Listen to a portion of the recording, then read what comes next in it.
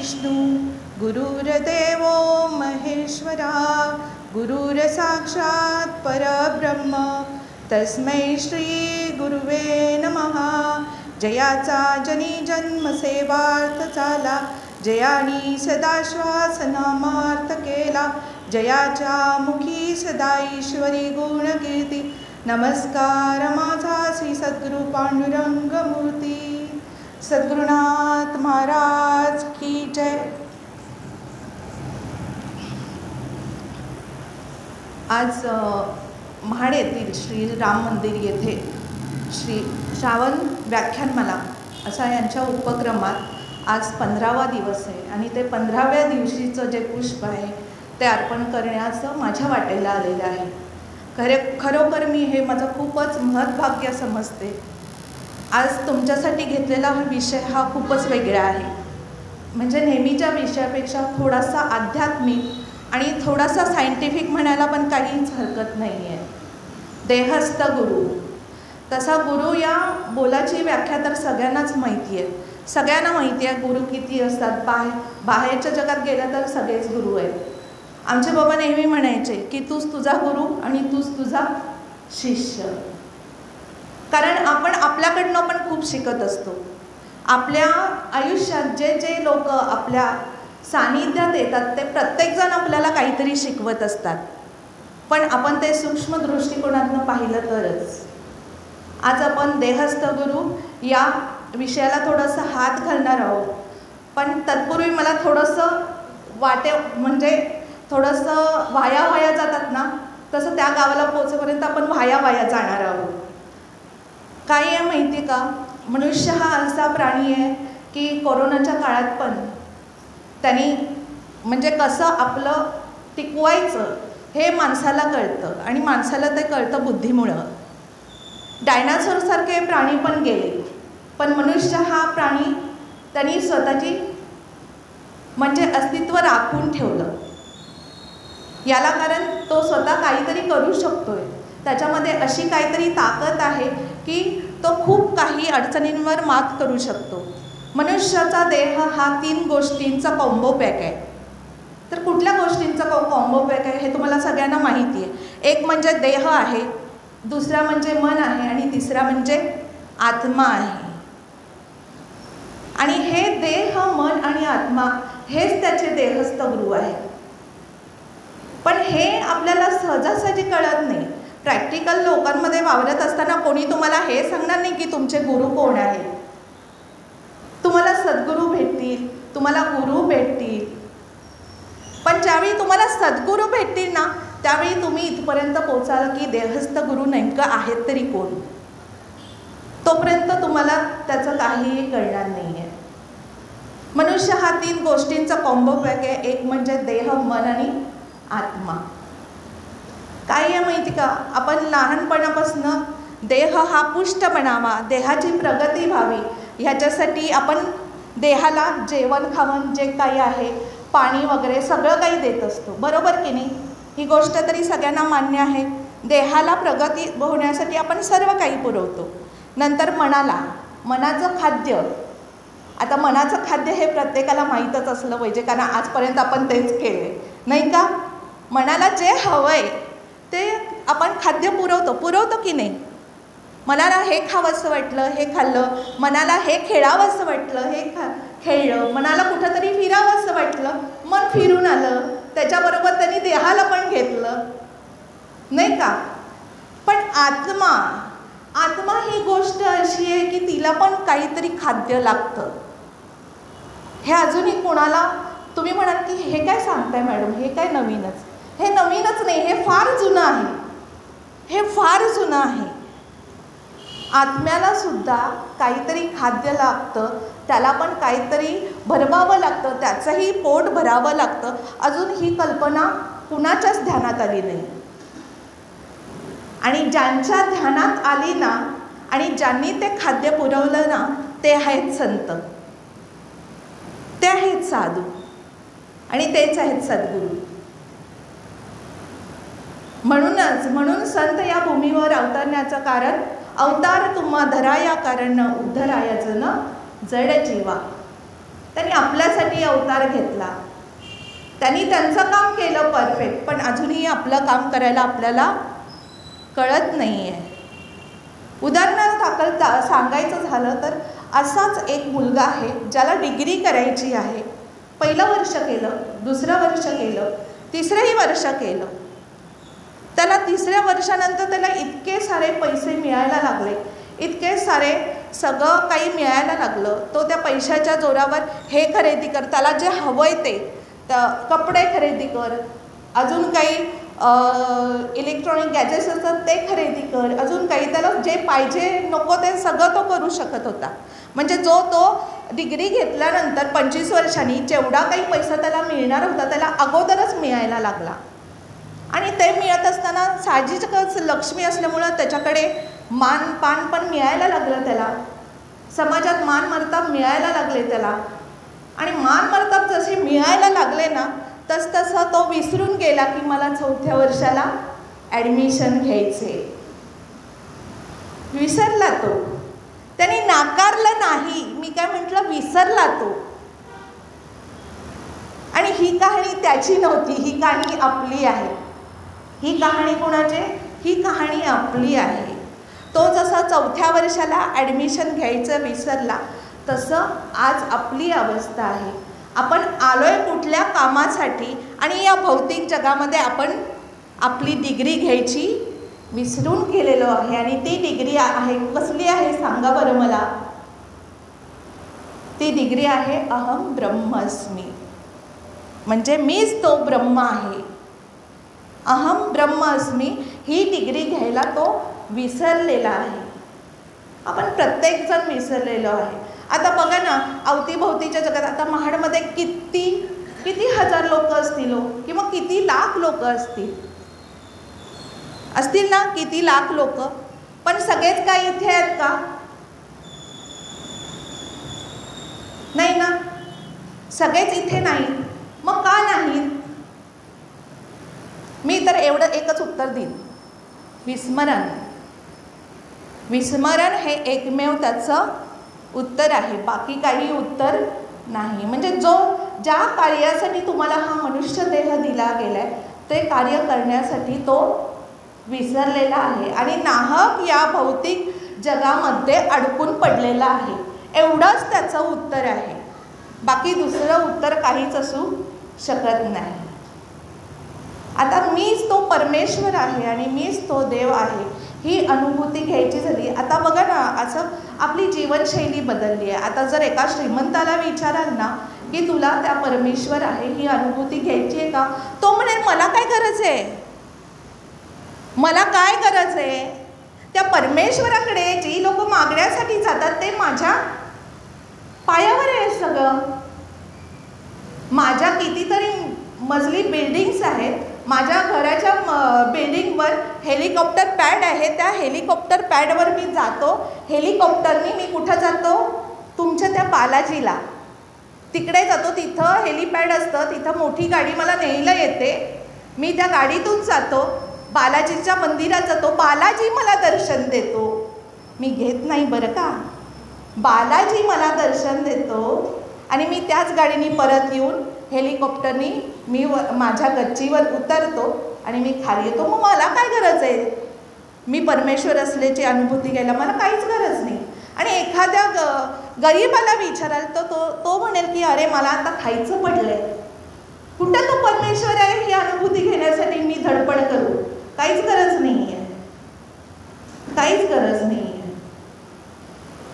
म्हणजे मीच तो परमेश्वर आहे ही जी अनुभूती घ्यायची किंवा अनुभव घ्यायचा आहे, ह्याच्यासाठी आजकाल कुणाचीही धडपड नाही. बरोबर आहे ना दादा?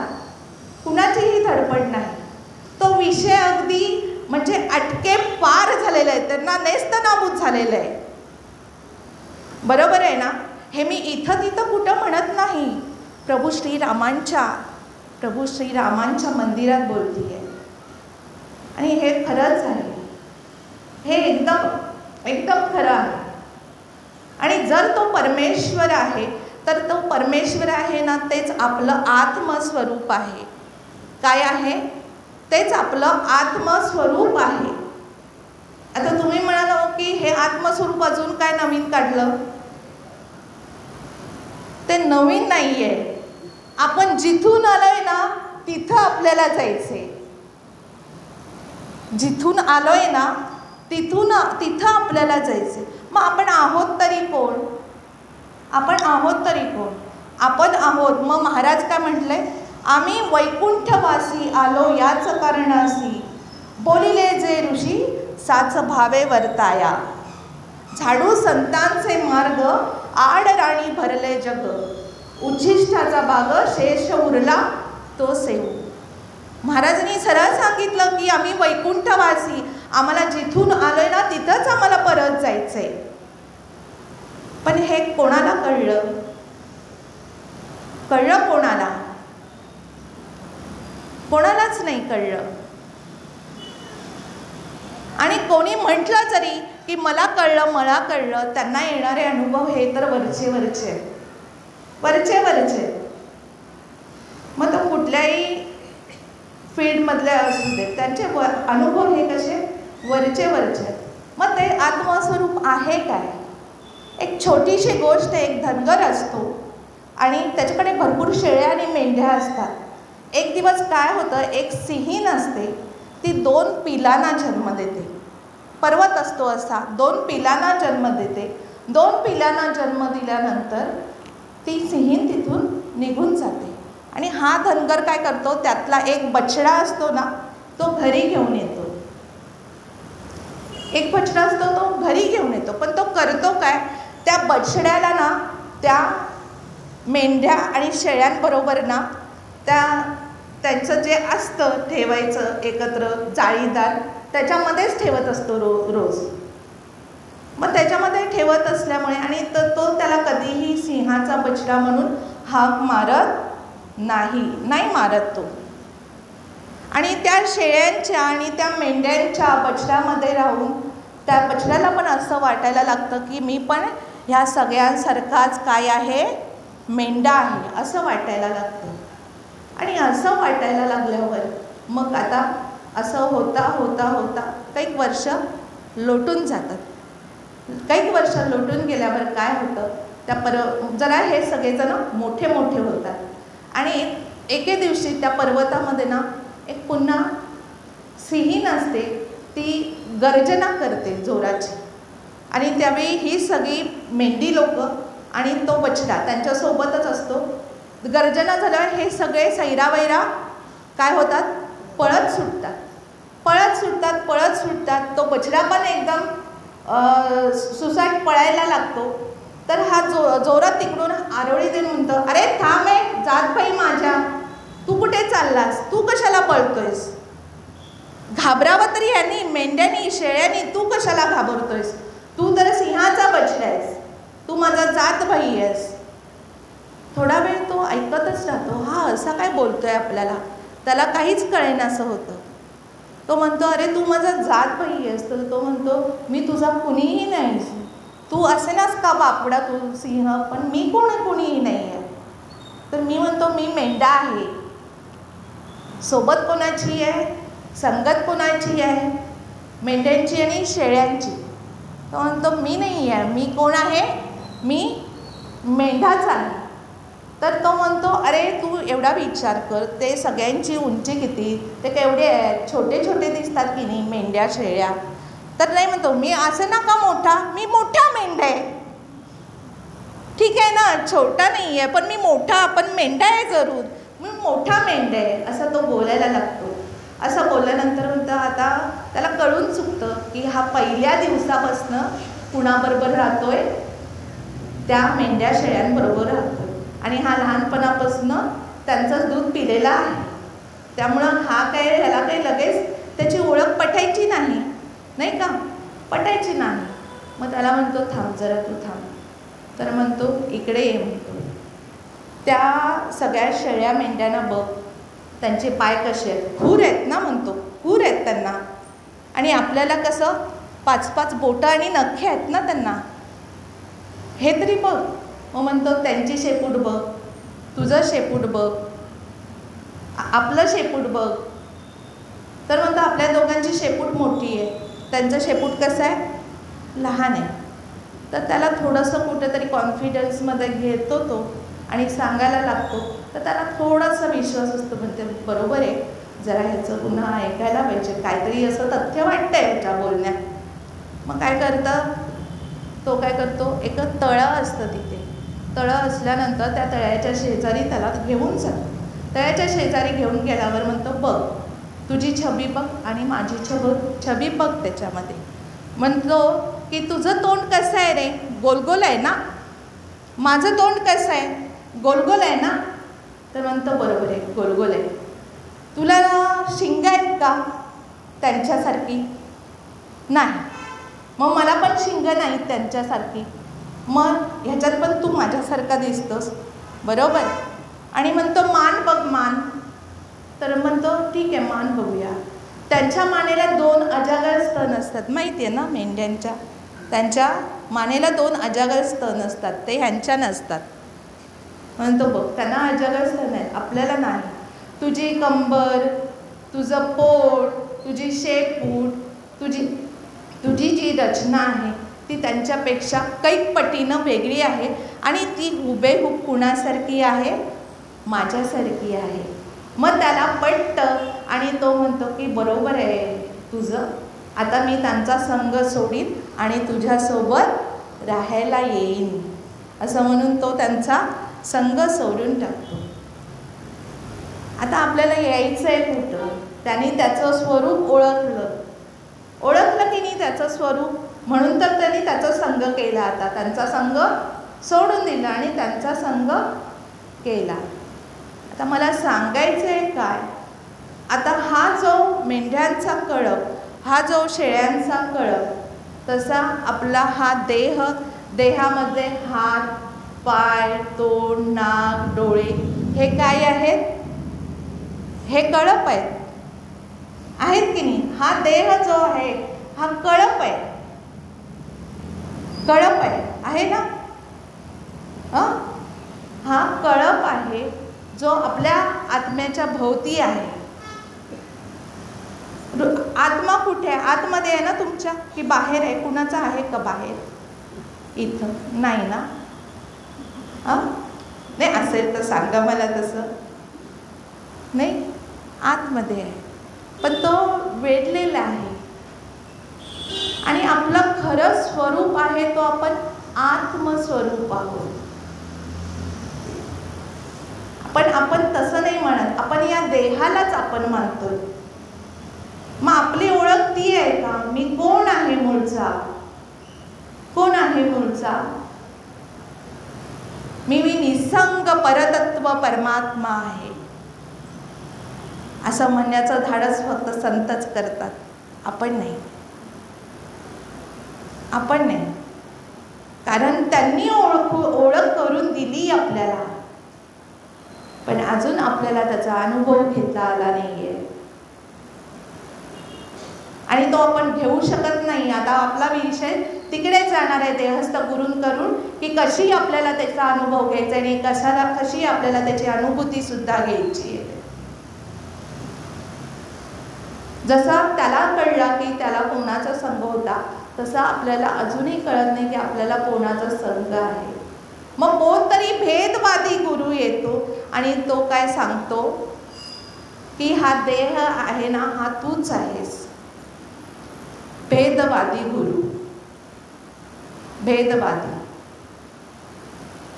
पण जो वेदांचा अभ्यास केलेला आहे, जो ब्रह्म जाणणारा आहे, ज्यावेळी तो गुरु भेटतो, म्हणजे सिंहासारखा ज्यावेळी आपल्याला गुरु भेटतो आणि आपल्याला कळवून देतो की तुझं खरं स्वरूप काय आहे, तू केवळ काय आहेस, आत्मस्वरूप आहेस, तू आत्मा आहेस, तू निर्विकार आहेस, तू साक्षी आहेस, तू द्रष्टा आहेस,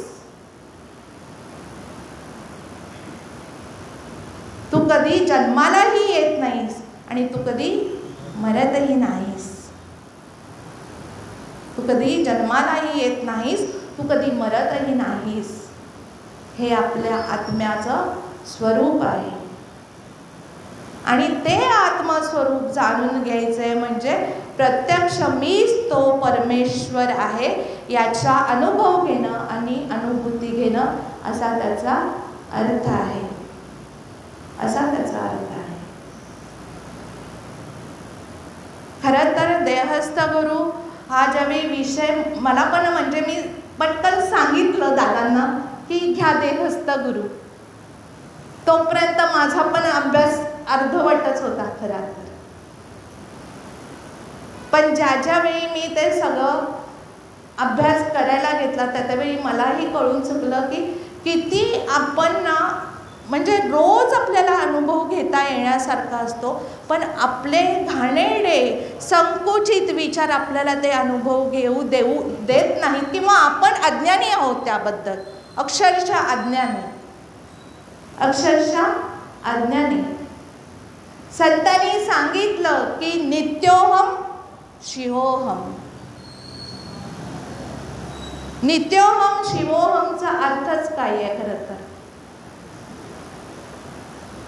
काय आहे अर्थ?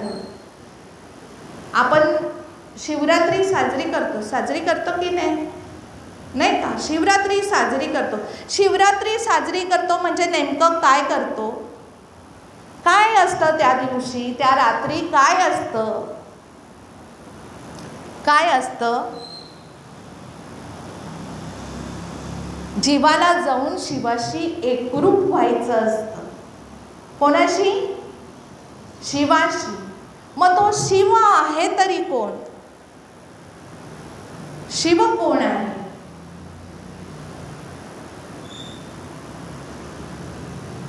शिव हा शिवात्मा आहे, तोच आत्मस्वरूप आहे आणि तोच आपलं स्वरूप सुद्धा आहे. तुम्ही बघता ना, कुठेही जा, एक शिवपिंड असली की समोर एक आरसा असतो. कशासाठी? त्या आरशाच्या द्वारे आपल्याला कळवून द्यायचं असतं की हे तुमचं स्वरूप आहे. तुम्ही आत्ता जरी हा आत्मा तुमच्या जीवामध्ये असला तरी त्याला कुणाला जाऊन भेटायचं आहे? त्या शिवाला. आणि हे केवळ आणि केवळ शक्य असतं ज्यावेळी आपले देहस्थ गुरु आपल्याला कळवून देतात की माझं तुम्ही साधन बनवा आणि त्या तुमच्या आत्मस्वरूपापर्यंत पोहोचा.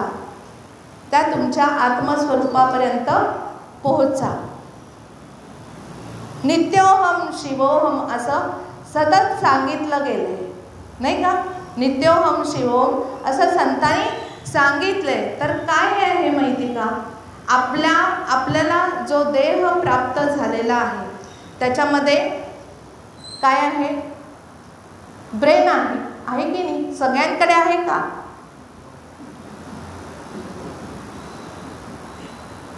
माफी मागून बोलते, सहज थट्टा मस्करी म्हणून. आपल्याला भगवंतानी एक जास्तीचं म्हणून जे दिलेलं आहे ती बुद्धी दिलेली आहे, नाही का? ब्रेन दिलेला आहे. आणि शास्त्रज्ञांनी असं सिद्ध केलंय की ब्रेनमध्ये मेमरी न्यूरॉन्स असतात. मेमरी न्यूरॉन्स म्हणजे मेमरीच्या सेल्स असतात. तर त्या काय करतात? त्यांच्यामध्ये एवढी फॅकल्टी, एवढी कॅपॅसिटी असते ना, तर ते काय करतात? त्याद्वारे ते काय करतात? आपल्या ज्या जुन्या आठवणी असतात ना, जुन्या म्हणजे आपण विसरून गेलेलो, त्या पुन्हा त्या ब्रेनमध्ये आल्या ना, त्या तेवढाच आनंद देतात. तेवढाच म्हणजे केवढा? ज्यावेळी आपण पूर्वी घेतलेला असतो ना, तेवढाच. केवढा? नॉट 0.1% लेस. जेवढा आनंद पहिल्यांदा घेतलेला असतो ना त्या घटनेमधनं, आणि ती जर घटना तुम्ही पुन्हा आठवली, म्हणजे तुमच्या बुद्धीने, तुमच्या मेंदूने आठवली, तर त्या तुम्हाला तेवढाच आनंद देतात. आणि ज्यावेळी तुम्ही तो आनंद घेताना त्यावेळी साहजिकच तुम्ही तुमच्या देहातल्या गुरुला काय करत असता? सामर्थ्यवान बनवत असता, बलवान बनवत असता, एनरिच करत असता, अपग्रेड करत असता. म्हणून कुणी सांगितलं नाही की तुम्ही कशाला त्या दळभद्री आठवणी काढता, कशाला काढता. तुम्ही अशाच रीतीने आता ब्रेनला एवढी मोठी सामर्थ्य दिलेलं आहे, एवढी मोठं ॲबिलिटी दिलेली आहे, कॅपॅबिलिटी दिलेली आहे, तर तुम्ही का नाही चांगल्या चांगल्या आठवणी पुन्हा त्या ब्रेनमध्ये आणून तुम्ही ते आनंद घेऊ शकत. एवढी कॅपॅसिटी ब्रेनची आहे, एवढी कपॅसिटी आहे. 2004मध्ये जॅपनीज शास्त्रज्ञांनी काय केलं माहिती आहे, ब्रेनचं हे आपल्याला कळण्यासाठी, ब्रेनची कॅपॅसिटी कळण्यासाठी काय केलं. एक 100 माणसांचा ग्रुप होता, म्हणजे यंग लोक होते आणि जिमला पाठवायचे होते. तर मनाची किंवा ब्रेनची कॅपॅबिलिटी ॲबिलिटी काय आहे, त्यांचं सामर्थ्य काय आहे हे बघायचं होतं त्यांना. त्यांनी काय केलं, 50 जी मुलं होती त्यांना जिमला प्रत्यक्षरित्या पाठवलं. कसं, प्रत्यक्ष जिम करण्यासाठी. मग तिथं ट्रायसेप, बायसेप, पुलअप्स सगळं त्यांचं जे होतं ना ते चालायचं. आणि 50 जणांना काय सांगितलं, तुम्ही एक काम करा की तुम्ही बैठे मनातल्या मनात डोळे मिटून ते ज्या पोझिशन करतायत व्यायामाच्या तेवढ्या तुम्ही मनातल्या मनात करायचे. काय सांगितलं, मनातल्या मनात करायचं. आणि हे जवळजवळ 3 ते 4 महिने चाललं. आता ह्यांचा मसल गेनचा रिपोर्ट 100% आला. कुणाचा, जिमला प्रत्यक्ष जात आहेत त्यांचा. पण यांचाही काही कमी नाही आला. 80 ते 90% ह्यांचा रिपोर्ट पॉझिटिव्ह आला. कळलं मला काय म्हणायचंय. परमेश्वरची स्थिती दुसरी काही कॅटेगरी नाही आहे. आनंद हाच परमेश्वर आहे. आनंद हाच परमेश्वर आहे.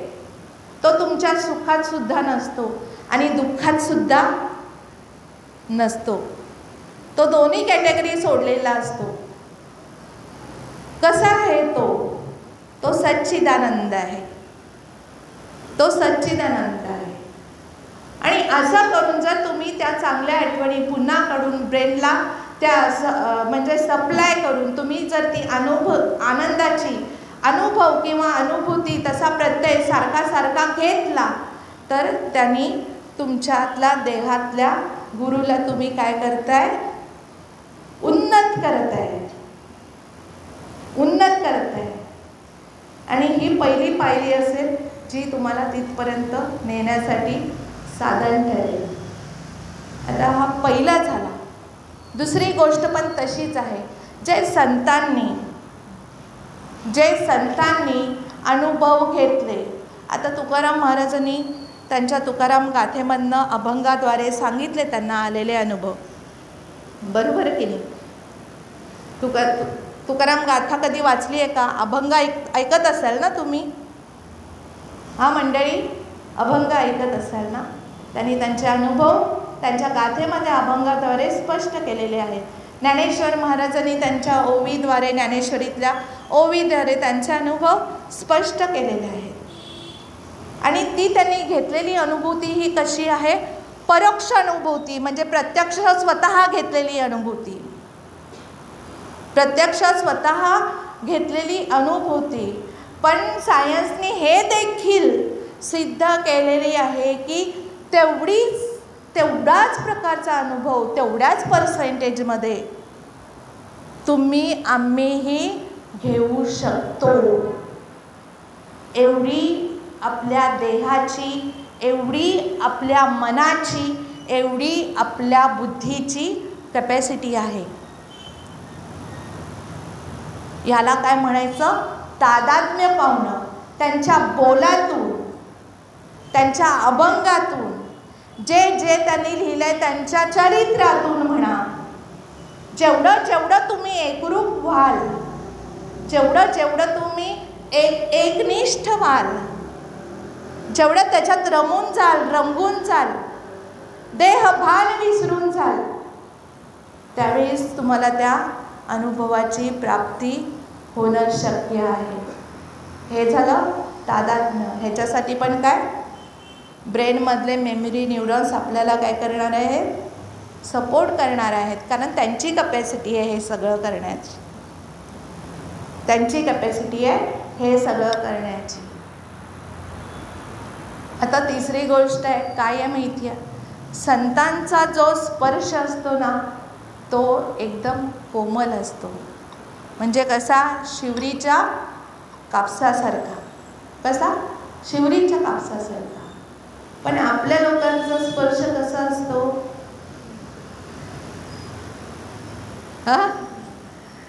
कसा असतो आपल्या लोकांचा स्पर्श, खुरतरा, नाही का, खुरतरा, काही कोमलपणा नाही,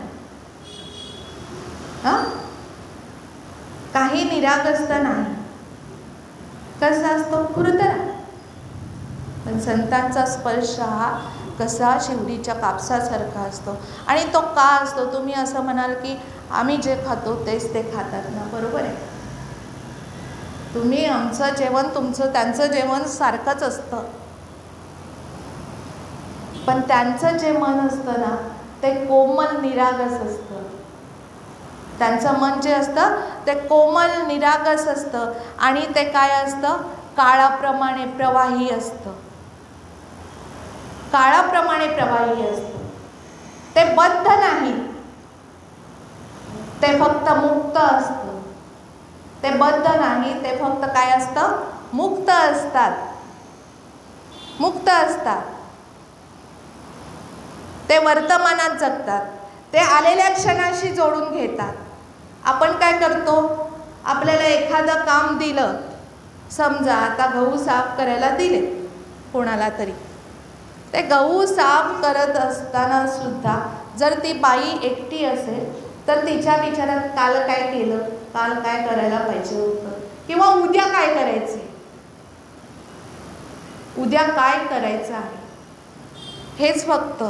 म्हणजे भूतकाळात आणि भविष्य काळात हे सगळं चाललेलं असतं. वर्तमान काळाशी कुणालाही त्या क्षणाशी जोडून घ्यायला, बघा ना, आपण पण बिरबिरलेला असतो नेहमी. किती विचार करा, नाही का. आपण व्यवहारी लोक, आपण कौटुंबिक लोक, आपण सामाजिक लोक, आणि करणं भाग आहे, त्याच्याशी मला काहीच म्हणायचं नाही, कारण मी पण त्यातली सुटलेली नाही आहे. त्यामुळे आपल्या डोक्यात नुसती चक्र चालू असतात, मी आज हे केलं, मी आज ते केलं, मी आत्ता काय करतीये, मी आत्ता काय करतीये. ह्या क्षणाशी जर मला जोडता आलं नाही तर मी त्या कॅटेगरीत नाही. मग ह्या क्षणाशी जोडण्याचं जे ट्रिक्स आहे, जे स्किल आहे, ते फक्त कोणाचं असतं, सद्गुरूंचं, संतांचं असतं. आणि आपल्याला हे करता येणार नाही असं नाही, आपल्याला तेवढी कॅपॅसिटी, आपल्याला मन बुद्धी दिली आहे देवाने, जोक नाही आहे. तुमच्याकडे केवढी मोठी शक्ती दिली आहे प्रत्येकाकडे. आपण त्या शक्तीला ओळखत नाही म्हणून आपण काय करत नाही आहे. संतांनी ओळखलं त्यांच्या शक्तीला, म्हणून त्यांनी ती अवस्था प्राप्त करून घेतली. कुणाचं येणं त्यांच्या मनावर आहे, तुमचं आहे, माझं तर नाही बाबा. माझं जाणं पण माझ्यावर मनावर नाही, माझं येणं पण माझ्या मनावर नाही. सगळा करता करविता कोण आहे, आपल्या मागे बसलेले आहे प्रभू श्रीराम. ज्यांचं मन प्रवाही आहे, ज्यांचं मन कोमल आहे, ज्यांचं मन निरागस आहे, असे फक्त कोण असतात, संत असतात. काय हे माहिती का, आपण नुसतं म्हणतो की आपण दमलोय, थकलोय, आपल्याला झोप आली आहे, आपल्याला झोप आली आहे असं आपण म्हणतो. आणि नुसतंच आपल्याला दमलोय, थकलोय, आता मला झोपायचं आहे आणि तुला काय जे सांगायचं आहे ते आज मला काय बाबा सांगू नकोस, मला खूप कंटाळ आलेला आहे आणि मी उद्या ऐकतो, अशा भावामध्ये आपण सगळेजण काय करत असतो, निद्रासुख घेत असतो की नाही. हां, घेत असतो की नाही? पण संतांचं तसं नसतं. संतांनी हे जाणलेलं असतं की निसर्गाचा पण एक प्रवाह आहे. कुणाचा? निसर्गाचा. आणि निसर्गाचा स्वतःचा एक प्रवाह आहेच, शिवाय स्वतःचा एक ताल आहे. त्याच्या स्पंदनाचा पण एक ताल आहे. ज्यावेळी आपण झोपतो ना, ज्यावेळी आपण झोपतो, आता तुम्ही मला सांगा, झोपल्यानंतर सगळ्यांचा अनुभव आहे की मला खूप बरं वाटलं, छान झोप लागली तर एकदम उत्तमच.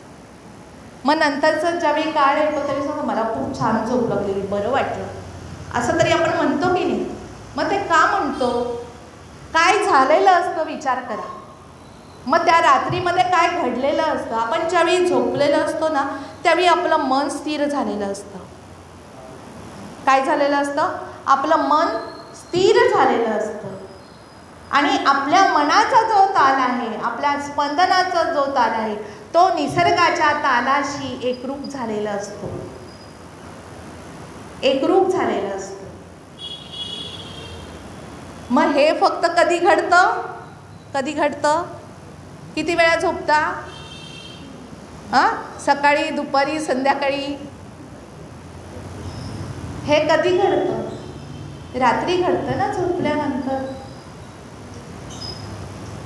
मग संत लोक तेच सांगतात, तुमचा जो हा ताल आहे ना, जो रात्री तुमचा त्याच्याशी मॅच झाला होता, तोच ताल आहे ना तुम्हाला दिवसभरात पण मॅच करून घ्यायचे.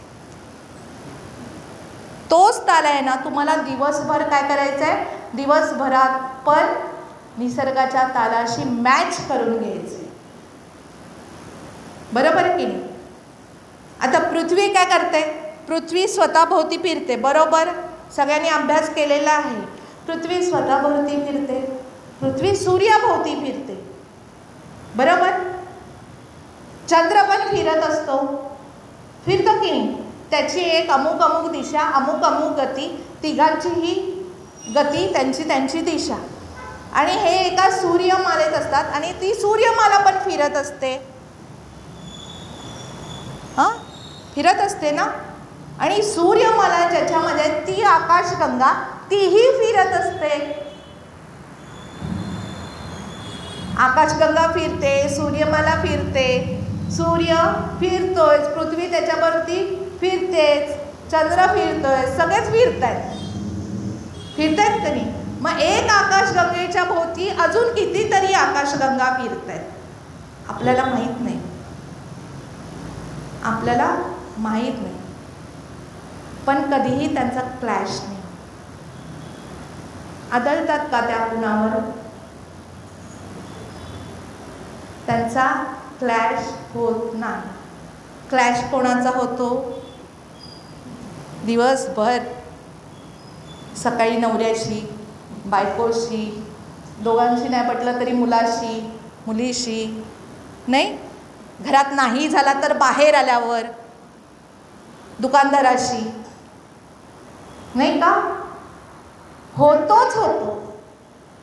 ज्यावेळी क्लॅशेस होतात त्यावेळी समजून जायचं की आपला ताल बिघडलेला आहे. काय समजून जायचं? आपला ताल बिघडलेला आहे. बिनधास्त समजून जायचं. मग त्यावेळी ठरवायचं की आपल्याला निसर्गाच्या बरोबर राहायचंय, निसर्गाच्या विरुद्ध नाही. ही निसर्गाची ताकद आहे.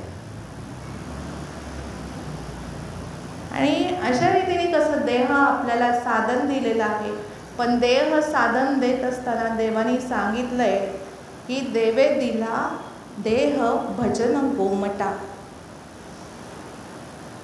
कुणाचं भजन सुरू आहे? आहे का? कुणाचं भजन सुरू आहे का?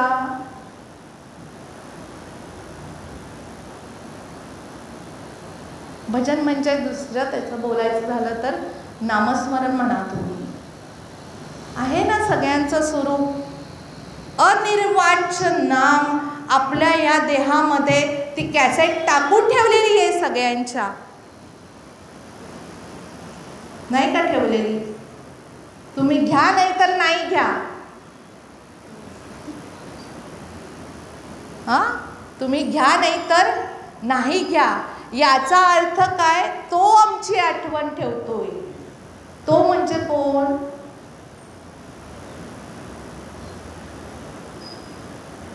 जो ध्वनी रूपाने तुमच्यामध्ये स्थित झालेला आहे, जो चैतन्य रूपाने तुमच्यामध्ये स्थित झालेला आहे, तो म्हणजे प्रभू परमात्मा. आणि ते प्रभू परमात्मा म्हणजे श्री रामचंद्र. कोण आहे? प्रभू श्री रामचंद्र. आपण नुसतं म्हणतो की श्रीराम श्रीराम श्रीराम. श्रीराम म्हणजे फक्त एक काय म्हणजे देहधारी अवतार, एवढंच तुम्ही समजू नका, एवढंच तुम्ही समजू नका. प्रभू श्रीराम म्हणजे प्रत्यक्ष आपल्या सगळ्यांच्या मध्ये स्थित असलेले आत्माराम. आत्माराम आहेत ते नुसते राम नाही आहेत किंवा श्रीराम पण नाही आहेत, ते सगळ्यांच्या मध्ये आहेत आत्माराम म्हणून. सीता ही त्यांची कोण आहे? निजभक्ती आहे, निजभक्ती आहे. म्हणून राम सीतेशिवाय राहू शकत नाही, म्हणून आत्मा भक्तीशिवाय राहू शकत नाही. शकतो का? मग आत्माला खाद्य कशाचं द्यायचंय? कशाचं खाद्य द्यायचंय? आत्म्याला खाद्य, आत्म्याला म्हटलंय की ज्ञानोमयम आत्मा, त्याला फक्त ज्ञान हवंय. ज्ञानाचं खाद्य द्यायचंय. He requires different kind of knowledge. वेगवेगळ्या खाद्याची गरज आहे त्यांना. त्या ज्ञानाचं खाद्य आत्म्याला पुरवायचं आहे. आत्माराम म्हणजे साक्षात प्रभू श्रीराम आहेत. सीता ही त्यांची निजभक्ती आहे, निजभक्ती आहे. लक्ष्मण हा कोण आहे? लक्ष आणि मन आहे, लक्ष आणि मन आहे. आणि त्यांच्या आया कोण आहेत? कौसल्या, सुमित्रा आणि कैकेयी. त्या कोण आहेत? इच्छा, वासना, कल्पना. रावण कोण आहे? रावण तो तर मोठा भयानक प्राणी आहे. रावण म्हणजे तुमच्या आमच्यात असलेला अहंकार. It's a big ego.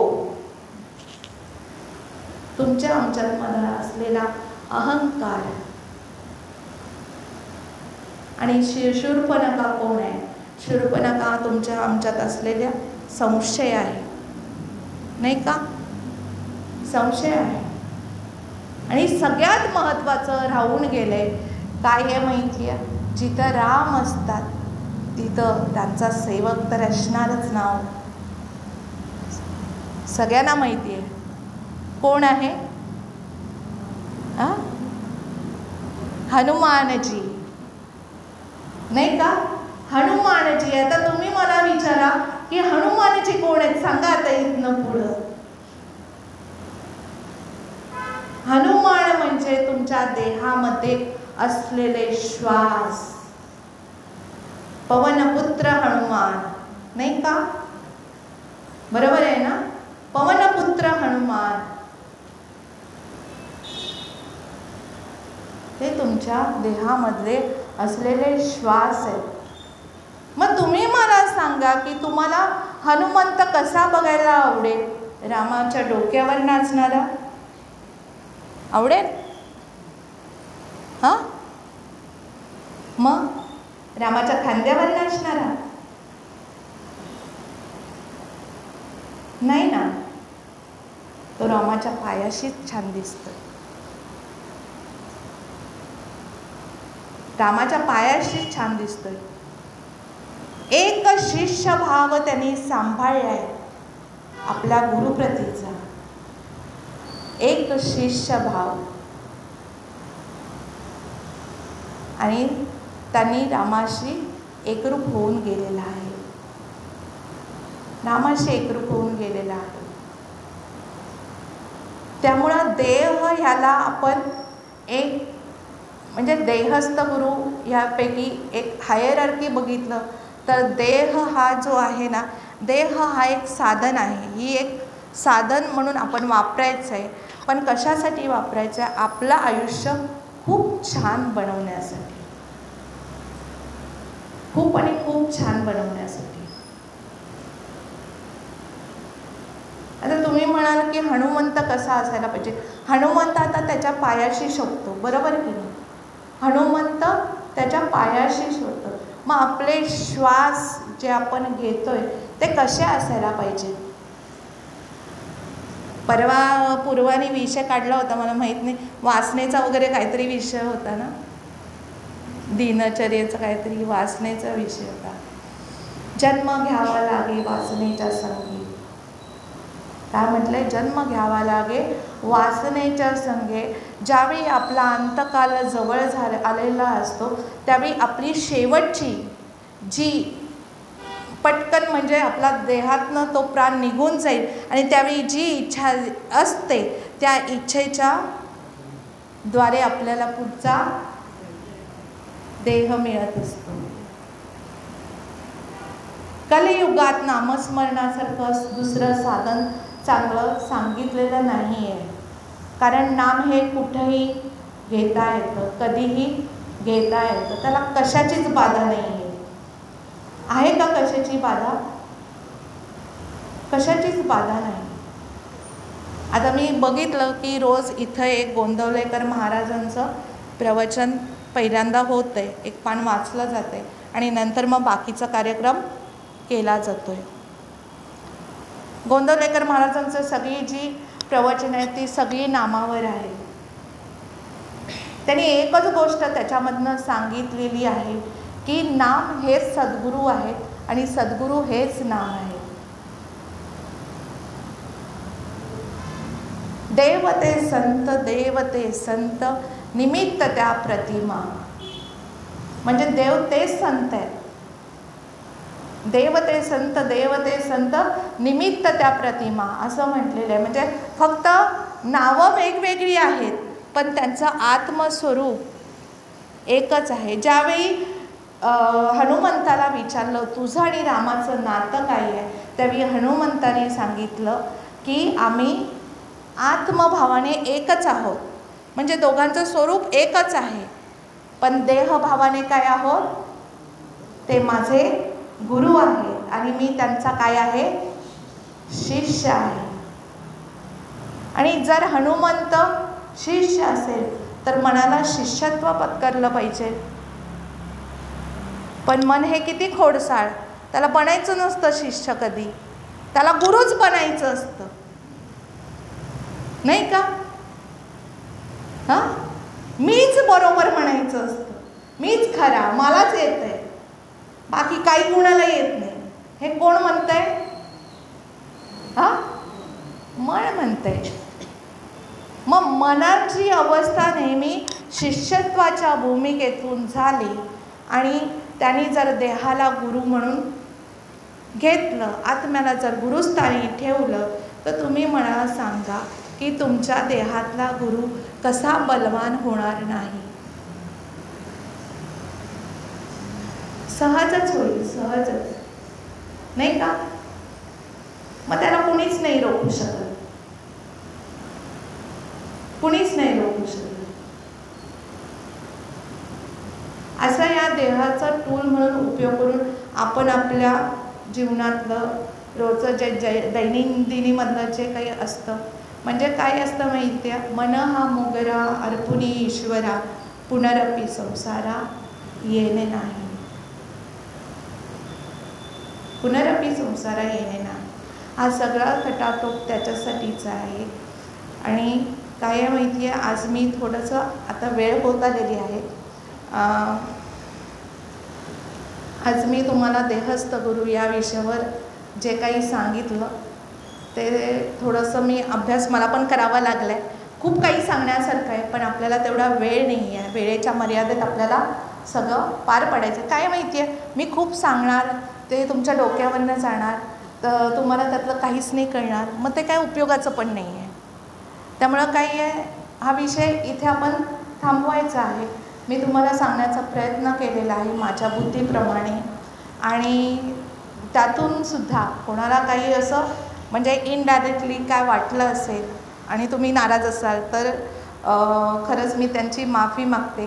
आणि सगळं जे काय आहे ते माझ्या सद्गुरूंमुळे मला बोलता आलेलं आहे. कारण काय आहे माहिती आहे, या गादीवर बसणं, या व्यासपीठावर बसणं, खरं तर गादीवर नाही म्हणायचं, या व्यासपीठावर बसणं खरं तर हे एका ह्या क्षणाचा परिणाम नाही आहे, बरोबर? या क्षणाचा परिणाम नाही. जाता जाता एक तुम्हाला ट्रिक देऊन जाते, हा काही एक क्षणाचा परिणाम नाही. सगळेजण जे काही आपल्या पदावर आहेत, आपल्या हुद्द्यावर आहेत, ज्यांनी काही जी अचीवमेंट केलेली आहे प्रत्येकाने त्यांच्या त्यांच्या आयुष्यात, तर ती त्या क्षणाचा परिणाम नसतो.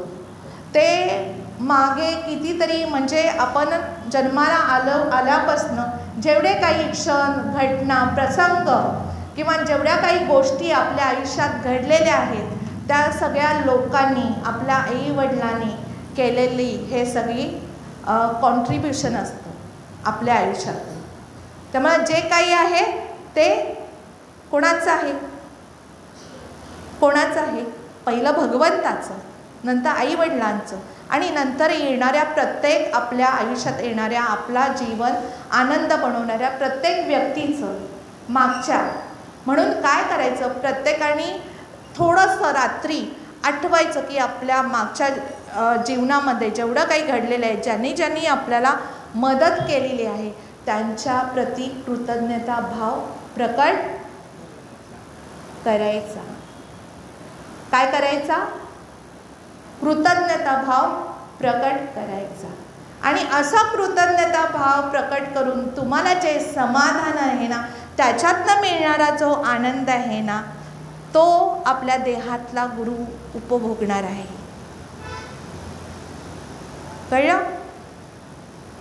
कळलं ना? तो आपल्या देहातला गुरु उपभोगणार आहे.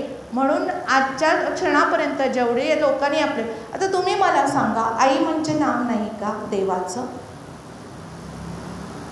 नाही आहे का? बाबा मग नाही आहेत का? आणि आपल्याला जेवढं काही आपल्या मित्रमंडळींनी, आपल्या मैत्रिणींनी, जेवढ्यांनी आपल्याला मदत केली आपल्या या अस्तित्वामध्ये, ज्यांचं कॉन्ट्रीब्युशन आहे, तर त्या लोकांची नावं ही आपल्याला देवाप्रमाणे नाही आहेत का? आणि असं ज्या वेळी आपण ते सगळं आठवणीत आणू, त्यांच्याप्रती कृतज्ञता व्यक्त करू, त्यांना धन्यवाद व्यक्त करू, म्हणजे क्षणाक्षणाला ज्यावेळी हे सगळं होत राहील ना, त्यावेळी तुमच्या देहातला गुरु तो अनुभव घेणार आहे. ते आनंद आपण नाही घेणार आहोत, आपल्यातले गुरु घेणार आहेत. म्हणून हे सगळं करायचं आहे. आणि त्या देहातल्या गुरुला काय करायचं आहे? एनरिच करायचं आहे, उन्नत करायचं आहे आणि अपग्रेड करायचं आहे. आणि ह्या सगळ्या गोष्टीमुळं आपलं पुढचं आयुष्य खूप प्रगतशील, खूप समाधानी आणि खूप सुखाचं जाणार आहे. खूप सुखाचं जाणार आहे. आज जे काही मी बोललेली आहे ते खरं तर माझ्या सद्गुरूंचे थोडेसे विचार मला तुम्हाला सांगण्याचा प्रयत्न मी केलेला आहे. असा आमचा अभ्यास चालतो आमच्या मंदिरात. आणि खरोखर ह्या व्यासपीठामुळं मला तुमच्याशी प्रत्येकाशी बोलण्याची संधी, म्हणजे वाद नाही, खरं तर संवाद आहे. हा संवाद करण्याची सर्व व्याख्यानमाला आयोजकांनी मुभा दिली, संधी दिली, त्याबद्दल मी प्रत्येकाचं खूप आभार व्यक्त करते. आणि झालेली सेवा ही माझ्या सद्गुरूंच्या चरणी, प्रभू परमात्म्यांच्या चरणी आणि प्रभू श्रीरामांच्या चरणी समर्पित करते. माझ्या बोलाला पूर्ण विराम देते. सद्गुरुनाथ महाराज की जय.